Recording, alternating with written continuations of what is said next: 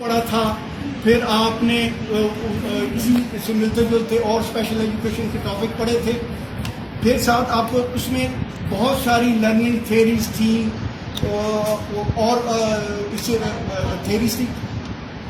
अब वो वक्त आ गया है कि आप उनको जो आपने थेरीज लर्न की हैं, जो आपने नॉलेज गेन किया है टीचिंग के अलावा, उसको आप करके दिखाएं। सो मकसद क्या हुआ?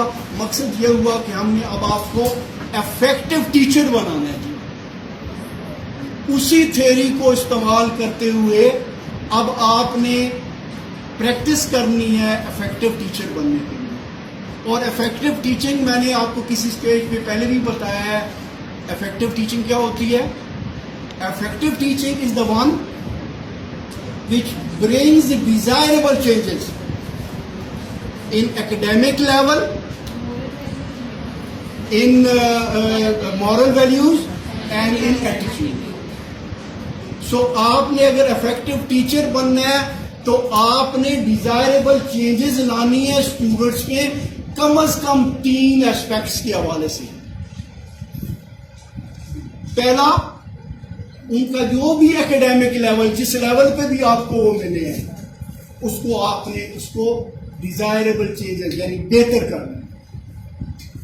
मॉरल वैल्यूज, एटीट्यूड, अगर मैं उर्दू में बात करने की जो है ना वो उसको एक लफ्ज में बात करने की कोशिश करूं तो इफेक्टिव टीचिंग अच्छी तालीम और तरबियत को कहती है जी। इफेक्टिव टीचिंग अच्छी तालीम और तरबियत। एक टीचर अगर सिर्फ आपके ग्रेड बढ़ा रही है, मॉरल वैल्यूज के ऊपर नहीं तवज्जो हो रही, बच्चों की एटीट्यूड पॉजिटिव्स करने के ऊपर तवज्जो नहीं हो रही, तो वो एक लिहाज से तो इफेक्टिव है, कंप्रीहेंसिवली वो इफेक्टिव नहीं होगी। सो प्लीज, और फिर आप स्पेशल एजुकेशन के हवाले से आपको इफेक्टिव टीचर बनना है तो उसके लिए क्या एडिशनल चाहिए होगा? आपको स्पेशल बच्चों, अगर स्पेशल एजुकेशन में इफेक्टिव टीचर बनना है तो आपको पता है special education is a specially designed instruction which caters for the unique needs of the special children. बात क्लियर है जी ये? सो आपने एक टीचर इफेक्टिव बन रहे हैं स्पेशल बच्चों का, और स्पेशल बच्चे कौन है? जिनकी यूनिक नीड्स हैं। तो जब भी आप सोच रहे होंगे कि मैंने टीचिंग कल करनी है, कल मैंने कोई क्लास लेनी है, तो मैंने आपको बताया था आपने कम से कम 4 सवालों का जवाब जो है अपने आप से लेना है। Whom I am going to teach? What I am going to teach? What I am going to teach? How I am going to teach? How I am going to teach? And how I am going to evaluate what I have taught. अब आप lesson plan बनाना शुरू हो गए हो। अभी आप जो है ना वो आपने मॉडल लेसन भी जो माइक्रो टीचिंग जिसको हम कहते हैं 10-15 मिनट के लिए जो है ना इधर आके टीचिंग प्रैक्टिस भी आपने शुरू कर दी है। आपने जब भी यहां आना है, उससे पहले मैंने आपको कहा था मैं 44 years in education, still when I have to take a class I ask same questions to from myself। किसको पढ़ाने जा रहा हूं, क्या पढ़ाने जा रहा हूं, कैसे पढ़ाऊंगा, और फिर कैसे जानूंगा जो मैंने पढ़ाया है वो उन्होंने पढ़ ली है। सो इसी तरीके से आप फिर लेसन प्लान डेवलप करेंगे। सो लेसन प्लान क्या हुआ? आपने प्लानिंग की ऑर्गेनाइज तरीके से, आपने प्लानिंग की ऑर्गेनाइज तरीके से कि मैंने किस क्लास को पढ़ाने जाना है, मैंने क्या पढ़ाना है, मैंने कैसे पढ़ाना है, और मैंने कैसे एवेल्युएट करना है। सो एक अंग्रेजी का फिक्र अगर मैं बोल दूं, lesson plan is a road map. written roadmap which describes and answers all the 4 questions which I have just mentioned. So आप जब पढ़ाने जाओगे एक क्लास में तो आपने लेसन प्लान बनाना है, प्रॉपर तैयारी करनी है. Preparation is the first and foremost step which you have to take, और प्रेपरेशन यही करनी है. फिर आपने अगर कुछ लोग बीएड उन्होंने किया हुआ है तो उनको पता होगा कि उन्होंने जो लेसन प्लान बनाया है, फॉर हेवन से आपका ये जो लेसन प्लान है ये उससे काफी हद तक मुख्तलिफ होगा. कम से कम 3-4 एस्पेक्ट ऐसे हैं जो जनरल एजुकेशन के लेसन प्लान में नहीं थे और इसमें है. मसलन किसको पढ़ाना है, आप जनरल एजुकेशन में सिर्फ क्लास लिख देते हो, इसमें आप लिख देते हो डिसेबिलिटी क्या है, मेंटल रिटार्डेड है, हियरिंग इम्पेयर्ड है, फिजिकली हैंडीकैप्ड है, या तीसरा क्या है, विजुअल इम्पेयर्ड है. आप हो ना मेरे साथ. आप क्यों, जब वो आपने मार्क किया तो कुछ बातें आपको ख्याल रखनी है उनकी यूनिक नीड्स के मुताबिक. अगर हियरिंग इम्पेयर्ड है तो उसकी हैंडीकैप क्या है, वो या सुनता नहीं है या कम सुनता है. सो आपने जो अपनी कंटेंट्स हैं, जो टीचिंग टेक्निक्स हैं, जो एवी एड्स हैं, उन सब को बनाते हुए ये आपने चीज मद्देनजर रखनी है कि अब आपने उसके लिए एवी एड्स नहीं बनानी. ए स्टैंड्स फॉर ऑडियो, सुनता तो वो है नहीं. सो आपका स्ट्रेस ये होगा मैक्सिमम विजुअल एड्स हो.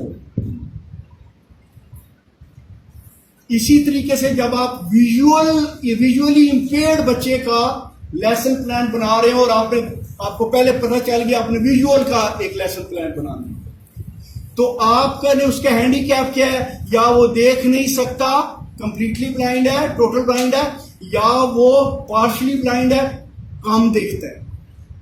तो इसका हैंडीकैप क्या है, कम देखना या ना देखना. सो आपने लेसन प्लान करते वक्त ये नोट करना है कि वो आप मॉडल लेके आए जो ज्यादा से ज्यादा ऑडियो हो या टच वाले हो. ठीक है, आपने उनको मॉडल्स ये नहीं कहना कि ये फलानी चीज है. अगर मिसाल के तौर पे एनिमल्स का भी कॉन्सेप्ट दे रहे हो तो हाथी का मॉडल ला के उसके हाथ में पकड़ा दोगे, कहोगा कि ये ऐसा हाथी होता है, टच. ठीक हो गया. सो आपके ये जो 4 सवाल है बहुत इंपॉर्टेंट ठहरे. मेंटल रिटार्डेड या मेंटली चैलेंज.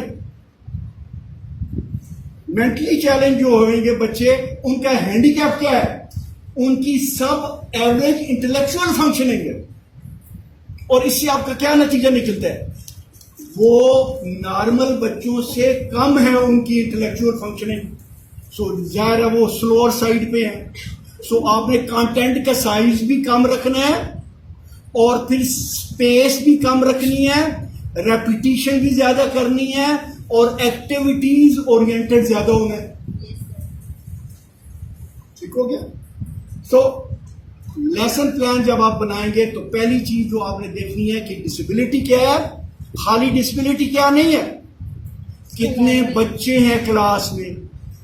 सारे बच्चे एक ही क्लासिफिकेशन के हैं या कुछ मॉडरेट, सीवियर, प्रोफाउंड है. खाली आपने ये नहीं लिख छोड़ना फिजिकली हैंडीकैप.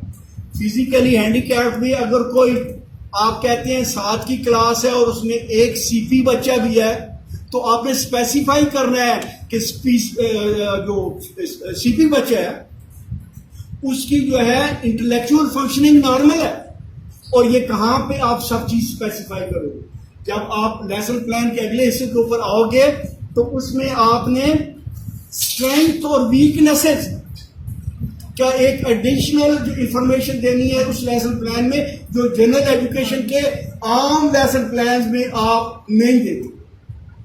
सो अगर आपने हीयरिंग इम्पेयर्ड की क्लास का लेसन प्लान बना रहे हो तो आपने उसमें बताना है कि इसमें जो है किस उम्र के बच्चे हैं और उनका क्या क्या जो है वो लेवल है, उसका मॉडरेट है, सीवियर, प्रोफाउंड है, हीयरिंग एड लगी हुई है या नहीं लगी हुई है।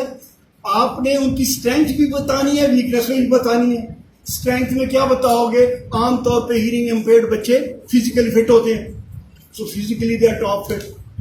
आमतौर पे सोशबिलिटी फैक्टर उनका नॉर्मली होता है, सो ये भी आपने स्ट्रेंथ में बता आईसाइट का देना इशू है। नहीं होता, आईसाइट का इशू नहीं होता।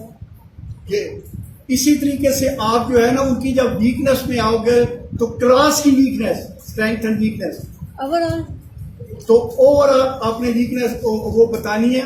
सो प्लीज ये दूसरा एस्पेक्ट है जो आम लेसन प्लान में आप जनरल एजुकेशन पे नहीं देते, लेकिन इसमें तीसरा मेन चीज जो आम में नहीं होता इसमें लाजमी है, वो है कि आपका हर लेसन प्लान क्लियरली मेंशन करता है कि बच्चों को आप बिठाएंगे कैसे, क्लास होता है। सीटिंग प्लान क्या हो, ठीक है। सो फिर जो ऑब्जेक्टिव्स में भी आप जनरल ऑब्जेक्टिव और स्पेसिफिक ऑब्जेक्टिव्स में भी आपको बहुत क्लियर होना पड़ेगा। सो इन ऑल अगर मुख्तसर में बात करूं तो वो ये है कि आपने जब इफेक्टिव टीचिंग करनी है तो उसके लिए आपको ये सारी चीज़ें ज़हन में रखनी होगी। सिर्फ बच्चों की तादाद, उनका स्ट्रेंथ, वीकनेस, उसके अलावा फिर अकॉर्डिंगली आप कहेंगे कि इनकी टीचिंग टेक्निक या मेथडोलॉजी वो क्या होगी। और MR के बच्चों के खास तौर पे बता दूं, अक्सर आप लोग गलती करोगे टीचिंग करते वक्त और लेसन प्लान बनाते वक्त, आपने उनको कंटेंट के हिसाब से ज्यादा कंटेंट नहीं देना, लेकिन आपने उसमें वैरायटी ऑफ एक्टिविटीज डालनी है, क्लास एक्टिविटीज, ताकि आपका ये ना हो 5-7 मिनट के बाद आप कहो कि अब मैं क्या करूं। एक्टिविटीज में दिलचस्प जो उनके बच्चों के पॉइंट ऑफ व्यू से वो बात करनी है। वैसे भी जब आप प्रैक्टिकली आओगे वो अपना लेसन डिलीवर करने में, तो आपने उनका थ्रेशोल्ड देखना है कि इनका प्रीवियस नॉलेज आपने देखना है कि क्या हो सकता है, ताकि आप बहुत पीछे से ना शुरू कर दो या बहुत आगे से ना शुरू कर दो। इंटरेस्टिंग आपकी जो है ना वो अट्रैक्टिव इंटरेस्टिंग बिगिनिंग होनी चाहिए। और अभी